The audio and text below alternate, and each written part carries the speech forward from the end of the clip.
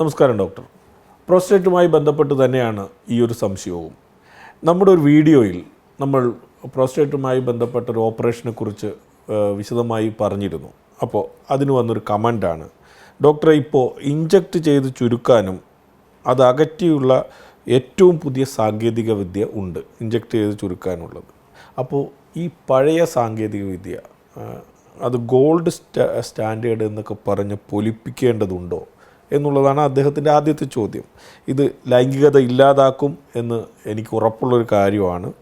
പക്ഷേ അദ്ദേഹം പറഞ്ഞ രീതിയിൽ ചെയ്താൽ 100% സെക്സൊക്കെ ചെയ്യാൻ പറ്റുന്ന ഒരു കാര്യമാണ്. അപ്പോൾ ഈ ഒരു കാര്യത്തിന് അത്ര ഊന്നൽ കൊടുക്കേണ്ടതുണ്ടോ എന്നുള്ളതാണ് അദ്ദേഹത്തിന് അറിയേണ്ടത്. ഒന്ന് വിശദമാക്കി കൊടുക്കാം. ഈ നമ്മൾ ഏതെങ്കിലും ഒരു സർജിക്കൽ പ്രൊസീജിയറോ എന്തെങ്കിലും ചെയ്യുകയാണെങ്കിൽ അതിന് ഒരു പ്രൊസീജിയർ നമ്മളൊരു ഗോൾഡ് സ്റ്റാൻഡേർഡ് എന്ന് പറഞ്ഞാൽ നമ്മൾ ആകെ അക്സെപ്റ്റഡ് ആയിട്ടുള്ളൊരു പ്രൊസീജിയറുമായിട്ട് കമ്പയർ ചെയ്യും. സാധാരണ രീതിയിൽ നമ്മളിപ്പം ഈ പറഞ്ഞ പോലെ TURP ആണ് പണ്ട് തൊട്ടേ ഉള്ളത്. ഇപ്പോൾ പുതിയൊരു പ്രൊസീജിയർ, ഒത്തിരി പുതിയ പ്രൊസീജിയേഴ്സ് വന്നിട്ടുണ്ട്. ഇപ്പം ലേസർ എബിലേഷൻ വന്നിട്ടുണ്ട്, അല്ലെങ്കിൽ പിന്നെ എംബോളൈസേഷൻ വന്നിട്ടുണ്ട്. ഇങ്ങനെ ഒത്തിരി പ്രൊസീജിയേഴ്സ് വന്നിട്ടുണ്ട്. പക്ഷേ എപ്പോഴും നമ്മൾ ഈ പ്രൊസീജിയേഴ്സ് എല്ലാം നമ്മുടെ ആ ബേസിക് പ്രൊസീജിയറുമായിട്ട് കമ്പയർ ചെയ്യും. കമ്പയർ ചെയ്തിട്ട് അങ്ങനെ പല മൾട്ടി സെൻറ്റർ സ്റ്റഡീസൊക്കെ ചെയ്ത് കഴിഞ്ഞിട്ടാണ് ഇതാണ് ഏറ്റവും അക്സെപ്റ്റബിൾ എന്ന് നമ്മൾ പറയുന്നത്. മൾട്ടി സെൻറ്റർ ട്രയൽ നടത്തും. ഒരിടത്ത് മാത്രമല്ല, നമ്മൾ പ്രിജുഡിസ്ഡ് ആയിട്ട് ഒരാൾ മാത്രം നോക്കുന്ന ഒരു സ്റ്റഡി അല്ല ഇത്. ഇപ്പോൾ ഇവിടെ നടത്തും, അമേരിക്കയിൽ നടത്തും, UK നടത്തും. ഇതെല്ലാം കൂടെ നോക്കിക്കഴിയുമ്പോൾ അതിൻ്റെ പ്രോസ് ആൻഡ് കോൺസ് നോക്കിയിട്ട്, അതായത് കോംപ്ലിക്കേഷൻ റേറ്റ് നോക്കും, ഇതിൻ്റെ ബാക്കിയുള്ള ഇതിൻ്റെ റിസൾട്ട് എങ്ങനെയാണെന്ന് നോക്കും, കോസ്റ്റ് എഫക്റ്റീവ്നെസ് നോക്കും. ഇതെല്ലാം കൂടെ നോക്കിക്കൊണ്ടാണ് ഇന്ന പ്രൊസീജിയറാണ് ഇതിനേറ്റവും സ്യൂട്ടബിൾ എന്നുള്ളത് തീരുമാനമെടുക്കുന്നത്.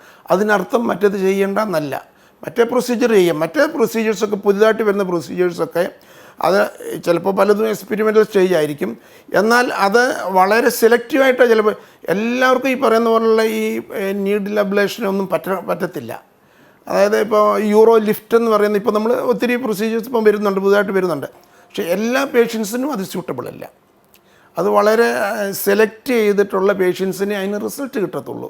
അല്ലാത്തവർക്ക് ചിലപ്പോൾ ഇത് ചെയ്താൽ നമ്മൾ ഇതിൻ്റെ ഗുണത്തിനെക്കാട്ടിലേറെ ദോഷം. അതാണ് നമ്മൾ ഇതുമായിട്ട് കമ്പയർ ചെയ്തിട്ട് അതുമായിട്ട് എങ്ങനെ കമ്പയർ ചെയ്യുമ്പോൾ ഇതാണോ ബെറ്റർ അതാണോ ബെറ്റർ എന്ന് നോക്കി അങ്ങനെയാണ് നമ്മളിത് ഈ TURP ആണ് ഇപ്പോഴും നിലവിൽ. മറ്റേത് ഒന്നും ഇതിനെക്കാട്ടിലും ബൈപ്പാസ് ചെയ്ത് പോകാനുള്ള ഒരു പ്രൊസീജിയർ ഇതുവരെ നിലവിൽ വന്നിട്ടില്ല. ഇപ്പോൾ വാസ്കുലാർ ആക്സസ് ഉള്ള ആൾക്കാർക്ക്, ഇപ്പോൾ സാധാരണ യൂറോളജി സെൻറ്ററിൽ ഈ എംബോളൈസേഷൻ ചെയ്യുന്നില്ല. വാസ്കുലാർ, ഈ കാർഡിയോളജി, അങ്ങനെയുള്ള കാർഡിയാക് സർജറി, അങ്ങനെയുള്ള സെൻറ്ററുകളാണ് ഈ വാസ്കുലാർ ഇത് ചെയ്യുന്നത്, എംബോളൈസേഷനൊക്കെ ചെയ്യുന്നത്. പക്ഷേ എംബോളൈസേഷൻ എന്ന് പറഞ്ഞാൽ നമ്മളതിൻ്റെ ബ്ലഡ് സപ്ലൈ കട്ട് ചെയ്യുക എന്നുള്ള. ബ്ലഡ് സപ്ലൈ കട്ട് ചെയ്യുമ്പോൾ അതിൻ്റെ ഗ്രോത്ത് കുറയും. ഗ്രോത്ത് കുറയുമ്പോൾ പ്രോസ്റ്റേറ്റ് ഇപ്പോൾ തടസ്സമുള്ള ഒരാൾ വരുമ്പോഴത്തേക്ക് തടസ്സം കുറയും. പക്ഷേ അതൊരു 100% പിന്നെ മാറിയെന്ന് നമുക്ക് പറയാനൊക്കത്തില്ല. പിന്നെ ഈ പറഞ്ഞ പോലെ ഈ സെക്ഷലി ആക്റ്റീവായിട്ടുള്ള ആൾക്കാർക്കൊക്കെ കുറച്ച് നാളത്തെ കൂടെ ഇത് വേണമെങ്കിൽ നമുക്ക് പോസ്റ്റ്പോൺ ചെയ്യുകയോ അങ്ങനെയൊക്കെ ചെയ്യാം. അങ്ങനെ അതൊക്കെ നോക്കിക്കൊണ്ടാണ് ഏത് പ്രൊസീജിയർ നമ്മൾ ചെയ്യണമെന്ന് തീരുമാനിക്കുന്നത്. അല്ല, എല്ലാ പ്രൊസീജിയറിനും ചിലപ്പം ചില ആൾക്കാർക്ക് ചിലത് പറയും. ഒരാൾ പറഞ്ഞു, കഴിഞ്ഞ ദിവസം ഇതുപോലെ നമ്മുടെ ഇവിടെ വന്ന് ഒരാൾ ലേസർ ചെയ്തു, എനിക്ക് നല്ല റിസൾട്ടാണ്, നിങ്ങൾ എന്താ അവിടെ പോയി ചെയ്യാത്തതെന്ന് ചോദിച്ചു. പക്ഷേ അത് ചെയ്യുമ്പം വേറൊരാൾ ചെയ്തപ്പോൾ അത് വളരെ ദോഷമായിട്ട് വന്നു. അതാണ് പറഞ്ഞു, ഓരോ പേഷ്യൻറ്റിനെയും നോക്കി അസസ് ചെയ്തിട്ട് വേണം ആ പ്രൊസീജിയർ നല്ലതെന്ന് ഡിസൈഡ് ചെയ്യാൻ. അതുകൊണ്ടാണ് എപ്പോഴും ഇത് കമ്പയർ ചെയ്യുന്ന ഒരു പ്രൊസീജിയറുണ്ട്. ഇപ്പോൾ ഗോൾഡാണല്ലോ, ലോകത്തിൽ മുഴുവനുള്ള ഒരു സാധനം ഗോൾഡാണ്. ഇപ്പോൾ ഇവിടുത്തെ ഡോളറാണോ റുപ്പീസാണോ വ്യത്യാസം, അത് ഗോൾഡുമായിട്ടാണ് കമ്പയർ ചെയ്യുന്നത്. അങ്ങനെയാണ് അതിൻ്റെ വില എന്ന് പറഞ്ഞതുപോലെയാണ് ഗോൾഡ് സ്റ്റാൻഡേർഡ്. ഓക്കെ. അപ്പോൾ പക്ഷേ ഈ ഒരു TURP എന്തുകൊണ്ട് ഗോൾഡ് സ്റ്റാൻഡേർഡ് ആവുന്നു എന്ന് വെച്ചാൽ ഈ ചെയ്യുന്ന ഡോക്ടറുടെ എക്സ്പെർട്ടൈസ് വേണം. അതൊരു പ്രധാനപ്പെട്ട ഘടകമാണ് അല്ലേ ഡോക്ടർ? TURPക്ക് ലേണിംഗ് കർവ് ഇച്ചിരി കൂടുതലാണ്. അപ്പോൾ പുതിയ പ്രൊസീജിയേഴ്സൊക്കെ എനിക്കൊന്ന് പെട്ടെന്ന് നമുക്ക് ചെയ്യാൻ പറ്റുന്ന പ്രൊസീജിയേഴ്സാണ്. ഈ യൂറോ ലിഫ്റ്റും അതുപോലെ ഇപ്പോഴത്തെ ഈ ടെക്നിക്സൊക്കെ ഉള്ളത് കൊണ്ടേ TURP അങ്ങനെ നമുക്ക് ചെയ്യാൻ പറ്റത്തില്ല. അതുകൊണ്ടാണ് ഇപ്പോഴും പലരും ഈ പുതിയ പ്രൊസീജിയേഴ്സിലോട്ടിൽ നമ്മൾ മാറുന്നതേ.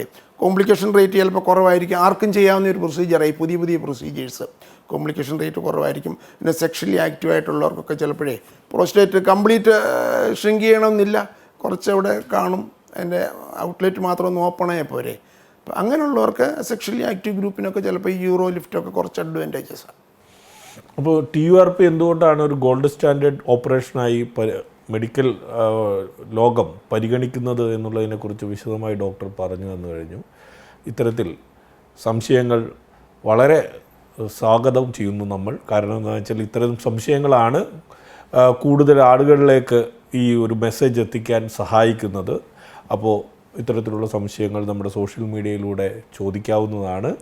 മറ്റൊരു വിഷയവുമായി അടുത്ത എപ്പിസോഡിൽ കാണാം. നന്ദി, നമസ്കാരം.